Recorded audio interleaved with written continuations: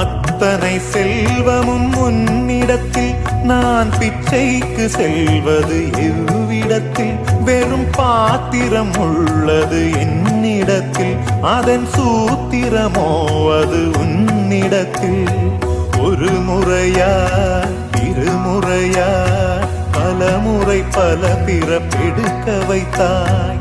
புதுவினையா பழவினையா கணம் கணம் தினம் என்னை துடிக்க வைத்தாய். பொருளுக்கு அலைந்திடும் பொருளற்ற வாழ்க்கையும் துரத்துதே. உன் அருள் அருள் அருள் என்று அலைகின்ற மனம் இன்று பிதற்றுதே. அருள் விழியால் நோக்குவாய், மலர்பதத்தால் தாங்குவாய். உன் திருக்கரம் என்னை அரவணைத்துனதருள்